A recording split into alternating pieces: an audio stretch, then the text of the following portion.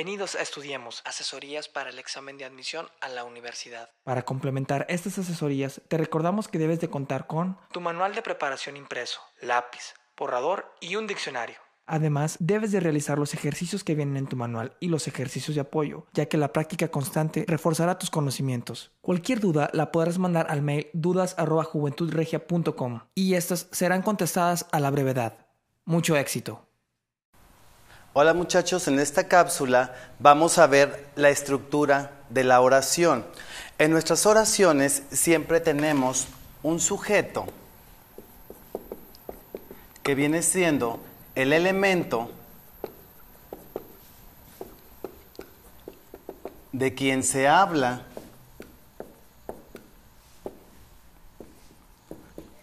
en una oración.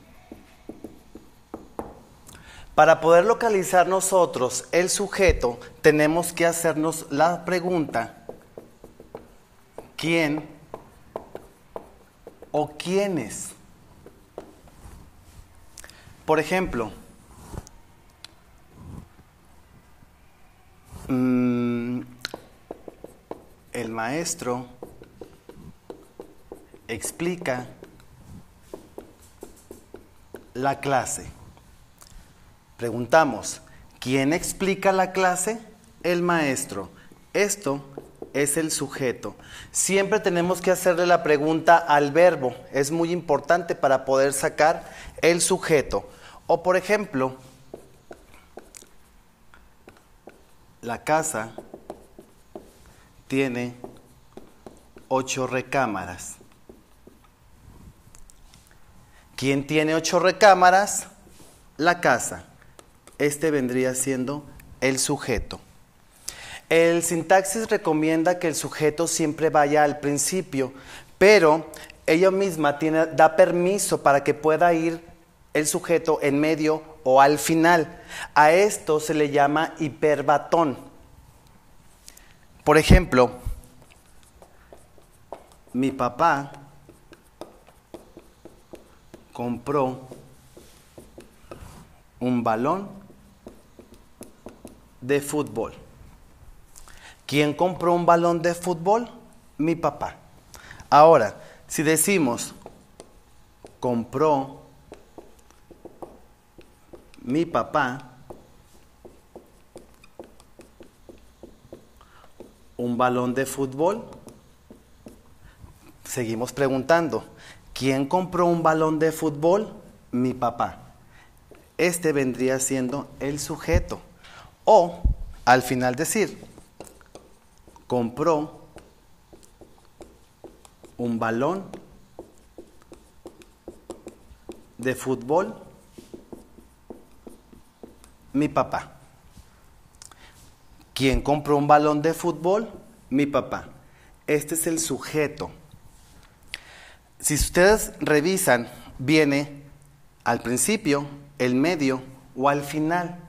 ¿Por qué? Porque el sujeto lo permite y porque puede hacerse la misma pregunta para sacar un sujeto. A esto se le llama hiperbatón. Es cuando cambias de lugar el sujeto. Ok, tenemos también, hay ocasiones en las que el sujeto no aparece.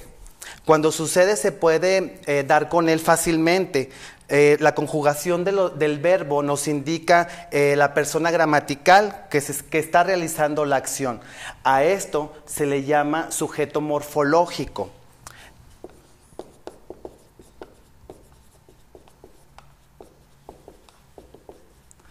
¿Qué viene siendo el sujeto morfológico? Es cuando suprimes el elemento o el sujeto, pero se entiende perfectamente con el predicado.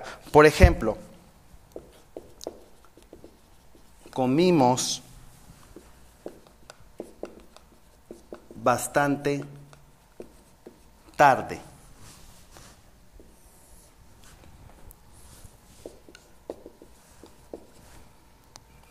Dio un abrazo a su padre. Y por último,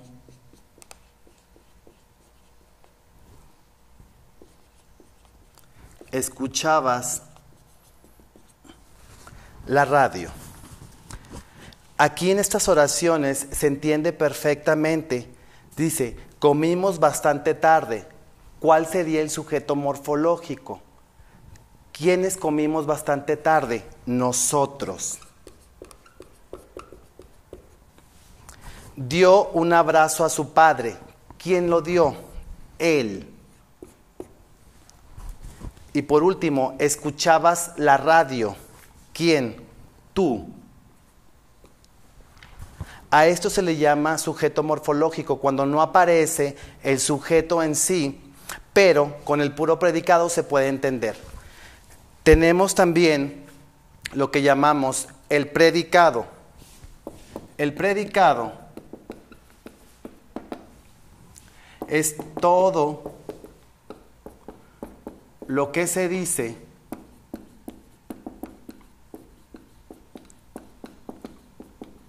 del sujeto. Por ejemplo, la mamá hace la comida. ¿Quién hace la comida? La mamá. Esto es el sujeto. ¿Qué hace? La mamá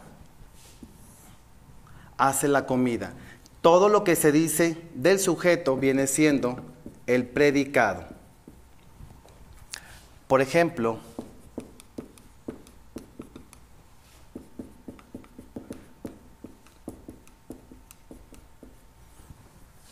aquí si separamos el sujeto del predicado es, ¿quién corrió a la calle? La gata. Eso sería el sujeto. ¿Y qué decimos de la gata? Que corrió a la calle. Todo esto es el predicado. Aquí tenemos el sujeto morfológico y el predicado.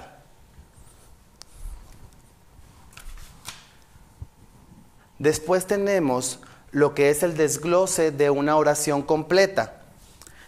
En una oración completa aparece siempre un artículo. Un artículo es el que se antepone al sustantivo e indica género y número. ¿Qué quiere decir esto? Si es singular o plural o si es masculino o femenino. Los artículos que conocemos son el, la, los, las, ellos, ellas, un, uno, una, unas, unos. Todos estos siempre se anteponen al sustantivo. Tenemos lo que llamamos el sustantivo.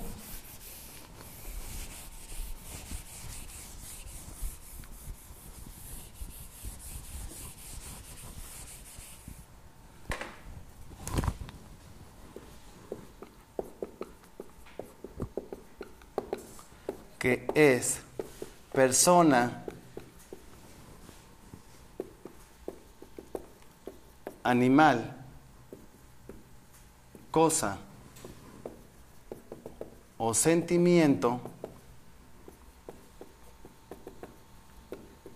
de quien se habla en una oración.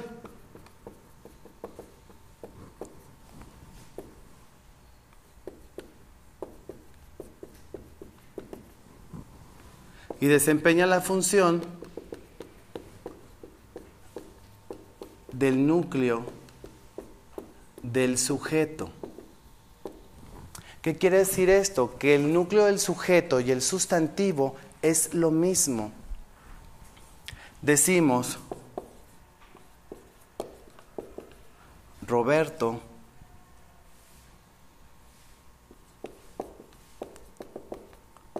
estudia inglés. ¿Cuál sería el sustantivo o el núcleo del sujeto de esta oración? Si es persona, animal, cosa o sentimiento.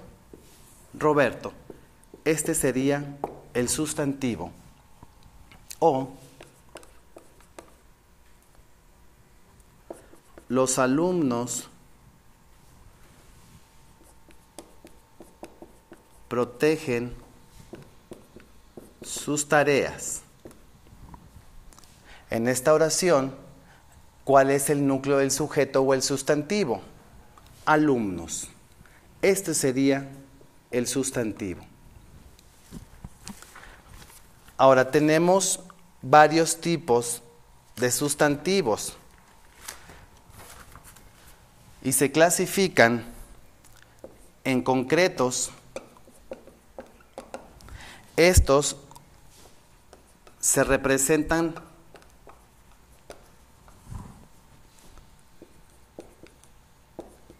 gráficamente.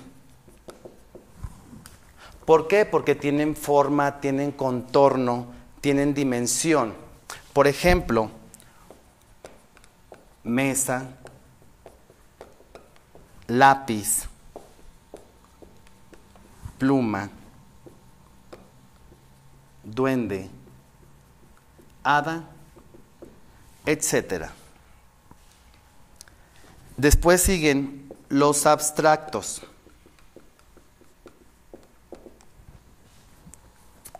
Estos no se representan gráficamente porque carecen de forma.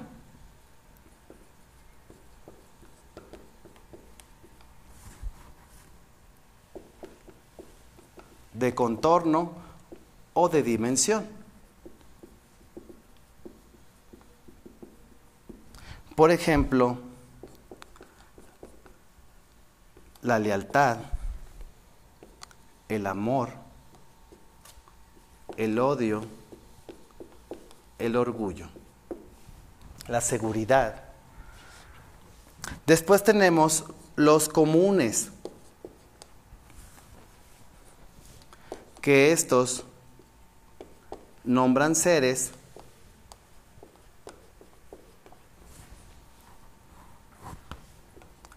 o cosas sin distinguirlos,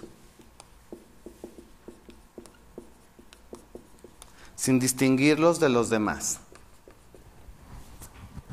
Por ejemplo, jardines, médico, perro, caballo. Tenemos los propios,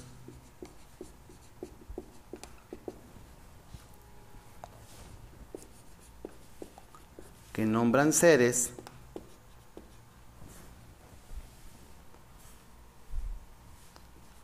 o cosas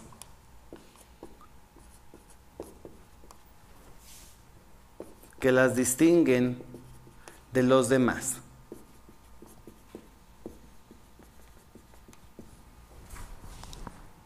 Por ejemplo,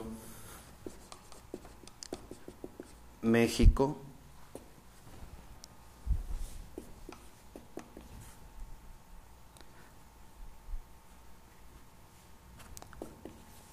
Río Bravo, Luis,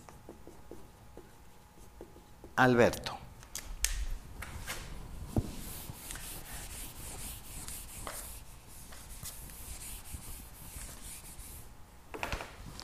Tenemos los individuales,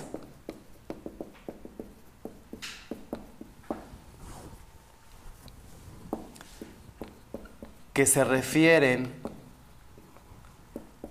a un solo ser. Por ejemplo, soldado, oveja, árbol, músico, etc. Y por último tenemos los colectivos, que estos dan la idea de pluralidad,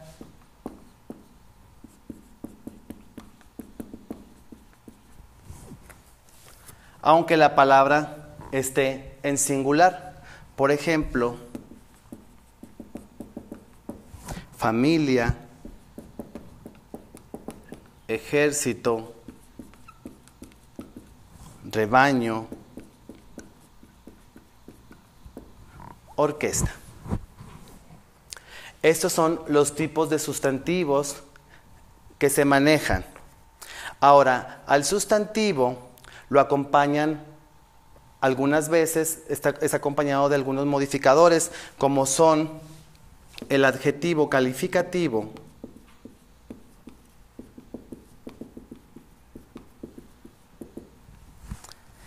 que nos indica alguna cualidad o defecto.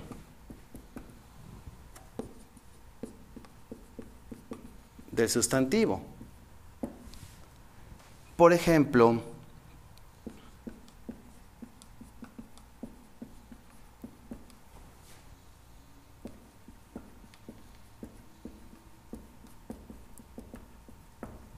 la gata negra duerme en el piso. Negra viene siendo el adjetivo calificativo porque le está diciendo una cualidad o un defecto al sustantivo. Ahora tenemos el adjetivo determinativo,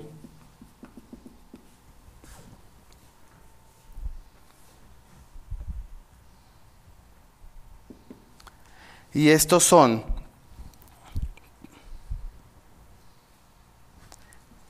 ese,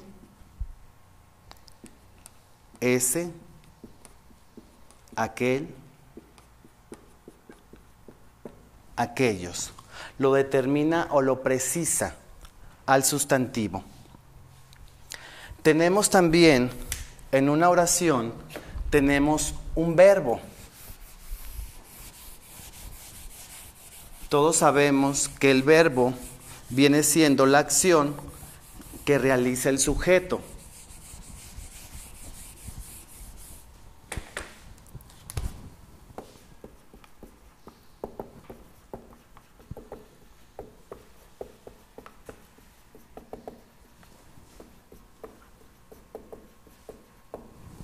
Sabemos que los verbos en infinitivo son todas las palabras o todas las acciones que terminan en ar, er, ir. Y se les llama en infinitivo porque no están conjugados. Ok, tenemos también en esta oración, para poder sacar el verbo, decimos: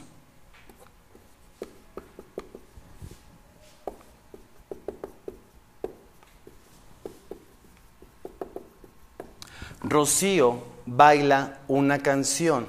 ¿Cuál es la acción? Baila. Esto es el verbo en una oración. El verbo es una de las palabras que tienen accidentes gramaticales y hay 4 modos. El primero, que viene siendo de modo, cuenta con el modo indicativo, que nos expresa hechos reales. Por ejemplo,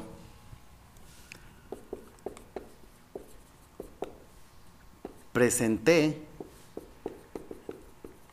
el examen de enlace.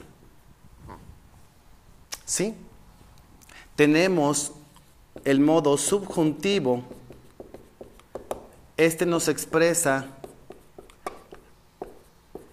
hechos irreales o posibles. Por ejemplo, me gustaría que todos fueran a mi fiesta.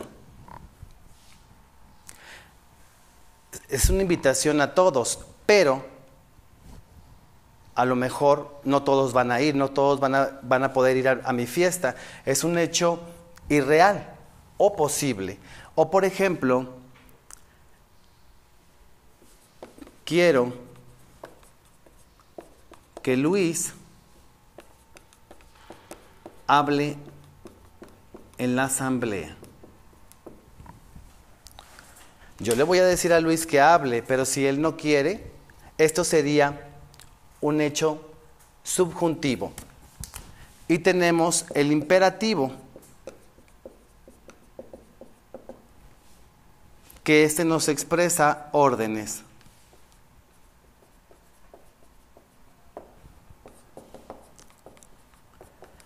Por ejemplo, cierra la puerta, limpia tu cuarto. Este es el 1. Tenemos el de número.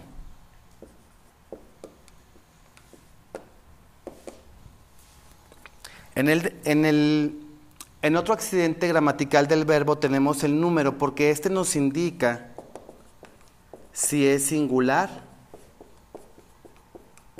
o plural, si es uno o varios. Tenemos el tercer modo, que viene siendo de persona. Tenemos yo como primera persona del singular, tú como segunda persona del singular y él como tercera persona del singular. Tenemos nosotros como primera persona del plural, ustedes como segunda persona del plural y tenemos a ellos como tercera persona del plural. Y tenemos la última, que es la más importante y que es de tiempo.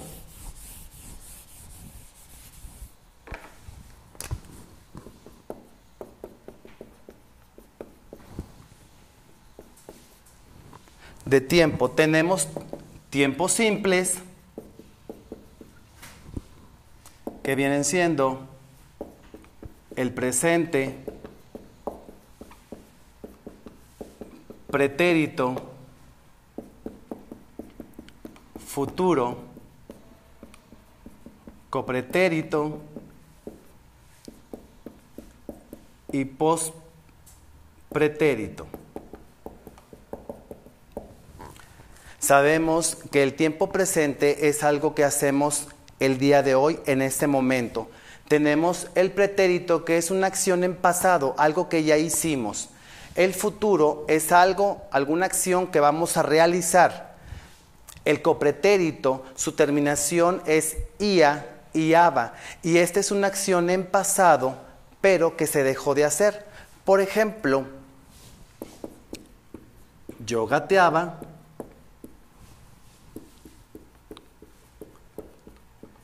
cuando era bebé. Aquí está la terminación. Y es una acción en pasado, pero que yo la dejé de hacer. Este es el copretérito. Y el pospretérito es una acción en futuro, pero con condición. ¿Qué quiere decir esto? Por ejemplo,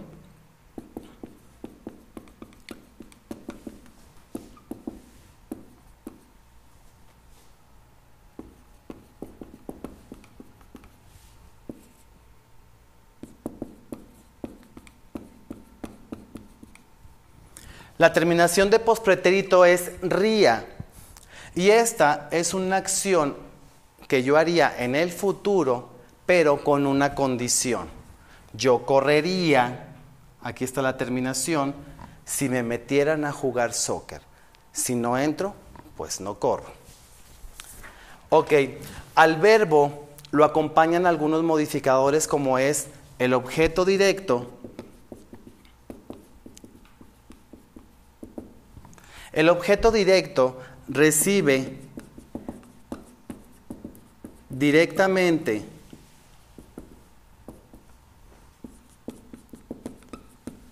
la acción del verbo y para poder localizarlo tenemos que hacernos la pregunta ¿qué? Por ejemplo,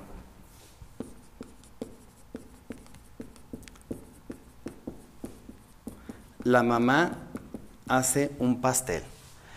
Hay que hacernos la pregunta directamente al verbo. ¿Qué hace la mamá? Un pastel. Este es el objeto directo. Otro ejemplo sería: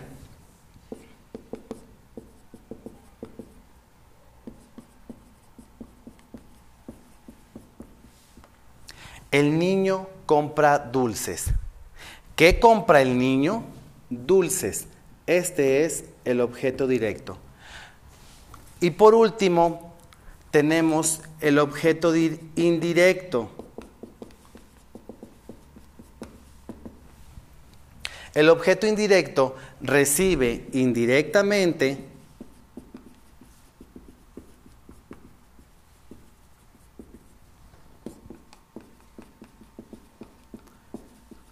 la acción del verbo. Para poder localizarlo tenemos que hacernos la pregunta o las preguntas ¿a quién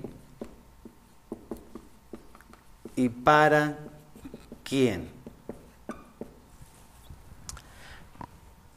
Por ejemplo,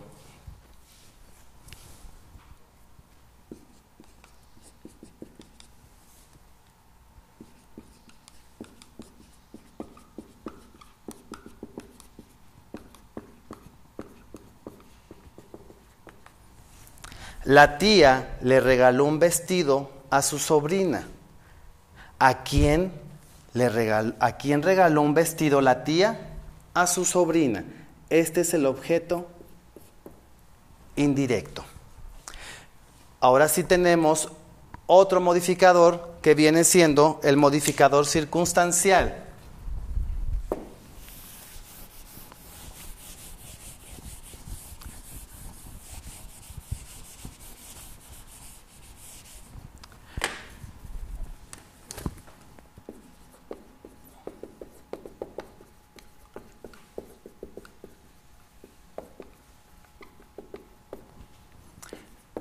Este modificador añade a la acción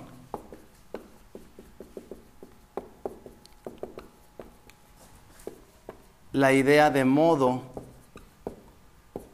de tiempo o de lugar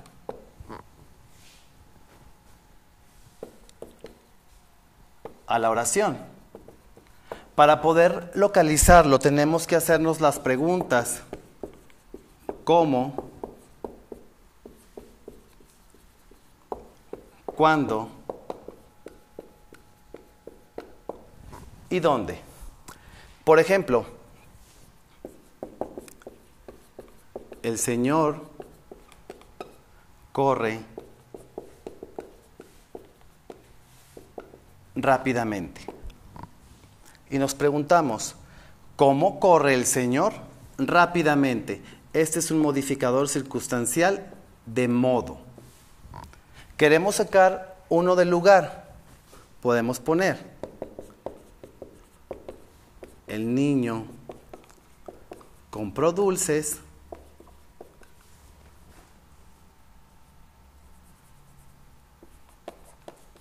ayer. ¿Cuándo compró dulces el niño? Ayer. Este es un modificador circunstancial de tiempo. Y por último, que es el de lugar.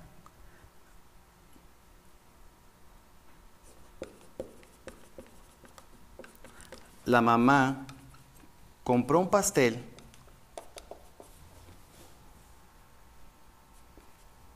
en Soriana. ¿Dónde compró un pastel la mamá? En Soriana. Este es un modificador circunstancial de lugar. Con esto vemos la escritura de la oración, muchachos, y es muy importante recalcarles que no les van a preguntar los conceptos de cada cosa, sino van a venir ejemplos como este y les van a decir que cuál es el modificador circunstancial de modo, de tiempo, de lugar, o cuál es el objeto directo, o cuál es el objeto indirecto, o si qué tipo de sustantivo es, o si es sujeto, si es predicado, o cada una de las partes de la oración. Con esto terminamos esta cápsula, nos vemos en la siguiente.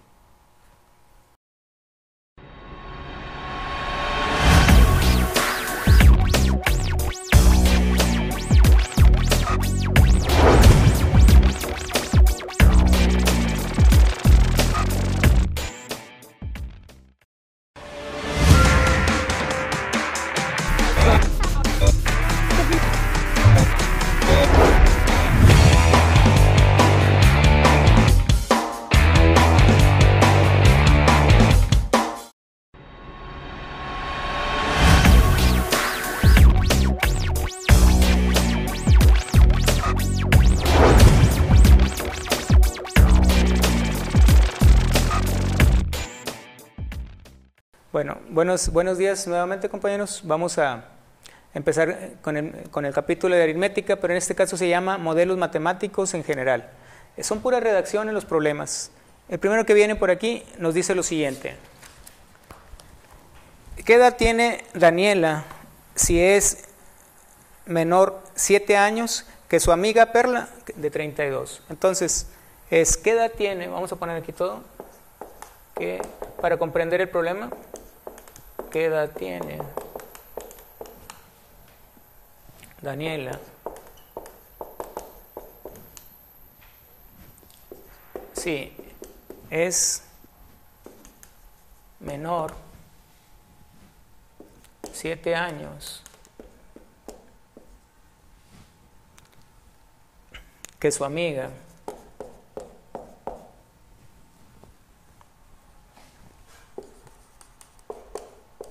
que su amiga Perla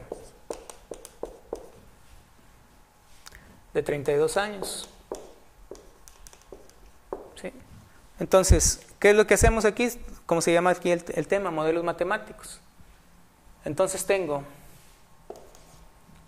su amiga Perla tiene 32 años, voy a poner, ¿sí?, menos X. ¿Qué edad tiene? Vamos a empezar por orden. ¿Qué edad tiene Daniela si es 7 años? Vamos a ponerle el 7. ¿Con qué signo? Signo negativo. Si es menor 7 años que su amiga Perla de 32, ¿verdad? Y me pide qué edad tiene, ¿verdad? ¿Sí? Entonces hacemos una operación simple y sencilla, ¿verdad? Le vamos a restar la diferencia que tenemos y me va a dar la operación correcta, ¿verdad? 7 para 12, 5, y va 1, me queda 25. 25 años tiene Daniela, si tiene 7 años menor que su amiga Perla de 32. ¿Está bien? Y así está de esa manera los problemas que a continuación vienen. Por ejemplo, son puras redacciones. Eso lo escribí nada más para poder visualizar la operación que estamos haciendo. Viene a continuación. Si un alumno tiene un ahorro de 500 pesos, vamos a borrar esto.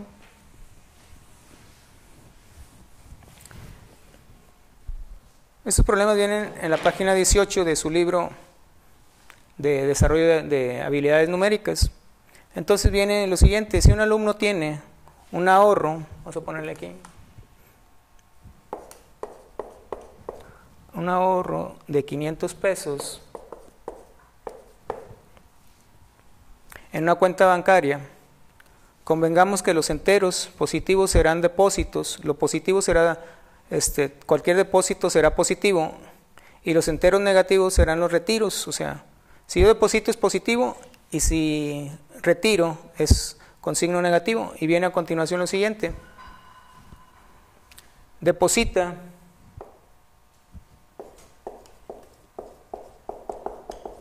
deposita 60 y luego viene a continuación una línea,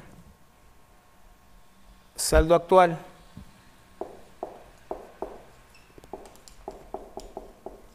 sabemos que como deposita, como lo mencionamos en la redacción anterior, entonces es una suma de lo que tiene, ¿verdad?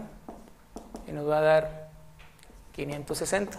Y a continuación sigue lo siguiente. Deposita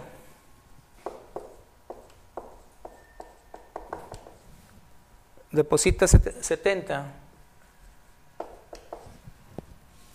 pero retira 30.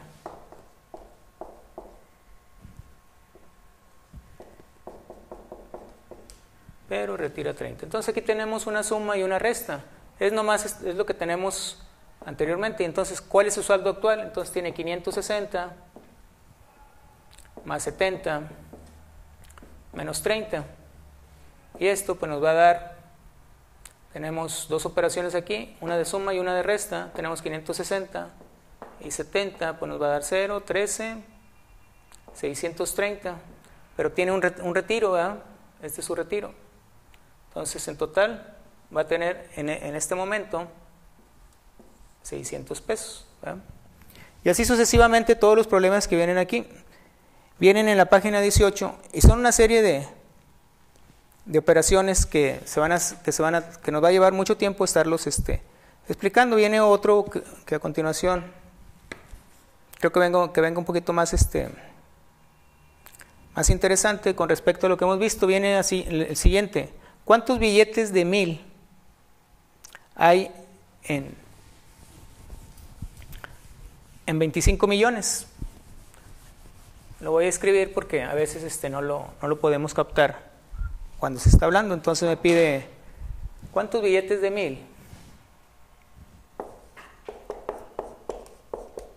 Billetes de 1000.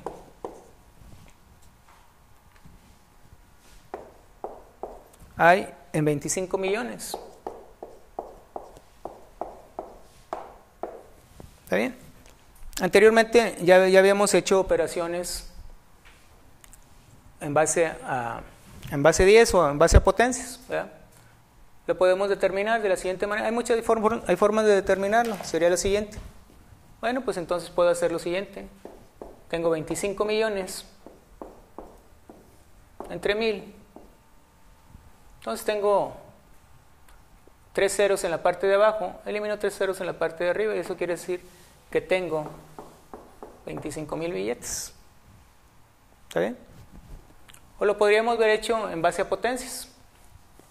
Como lo mencionamos anteriormente, tenemos 25 por 10 a la 6 y abajo tenemos 10 a la 3. Y entonces podemos poner 25. Este 3, como se encuentra en la parte de abajo, lo pasamos en la parte de arriba y sería por 10 a la 6 menos 3.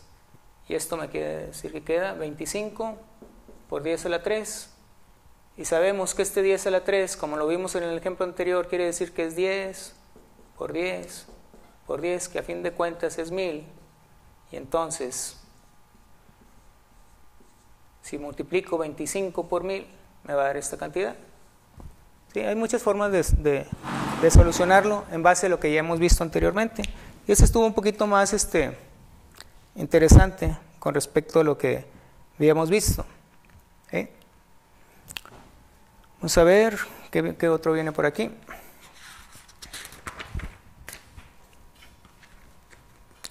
Viene a continuación lo siguiente. Vamos a ver unos del repaso. Vamos a ver. Lucy tiene ahorrados.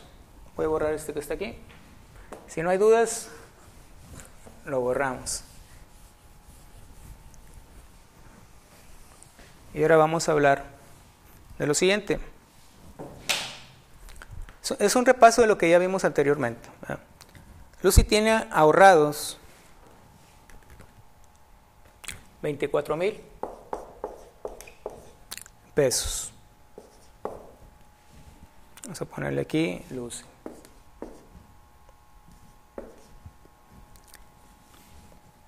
Pero su hermana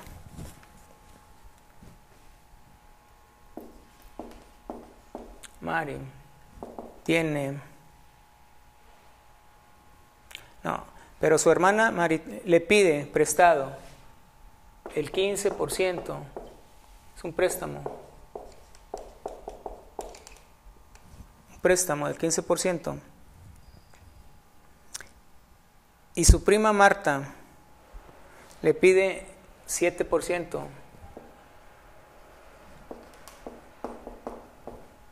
Marta le pide el 7%. ¿Qué cantidad de dinero le quedó después del préstamo? Otro préstamo. Anteriormente ya habíamos visto los porcentajes, ¿sí? Entonces, lo que tenemos que hacer es lo siguiente. En la primera operación, pues lo vamos a multiplicar 24,000 por punto 15 y posteriormente el resultado que me dé lo voy a multiplicar por punto 7, por punto 0,7 y me va a dar ya el resultado.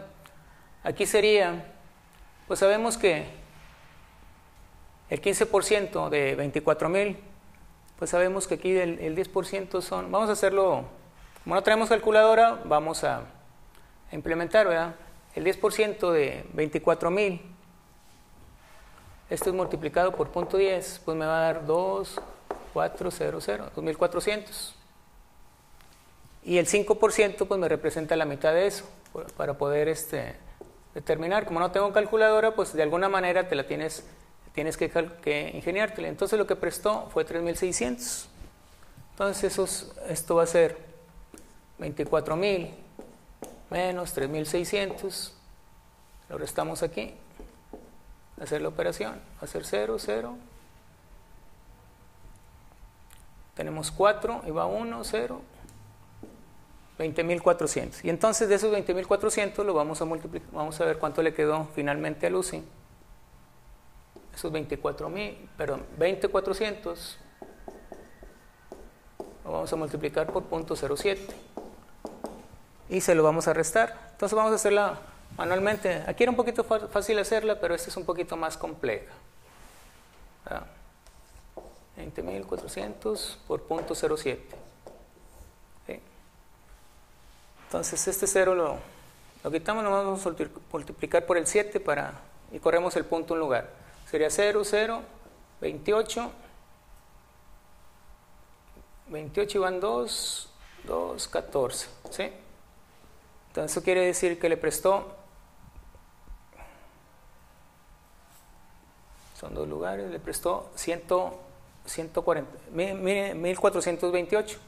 Como teníamos aquí el resultado de 20,000, le vamos a restar 1,428.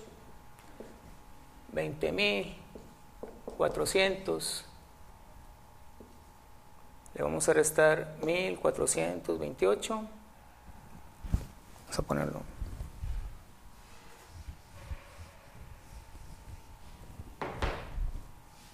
$20,400 menos 1,428. Entonces 8 para 10, van 2 y va 1.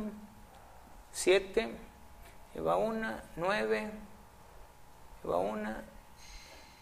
8. Le quedaron 18,972 fue lo que le quedó a Lucy de los préstamos que realizó por ahí. Bueno, continuamos. Vamos a hacer el siguiente problema. Desde la orilla de un acantilado. ¿Qué es un acantilado? Es donde no hay, donde se encuentra un vacío. Y tenemos lo siguiente. La siguiente altura o profundidad, como queramos llamarle, ¿verdad? Tenemos un acantilado que tiene vamos a dibujarlo, que tiene una profundidad de aquí a aquí. Hay 8,880 metros sobre el nivel del mar, cuya profundidad es de 1,000 metros el mar. Supongo que el mar tiene una profundidad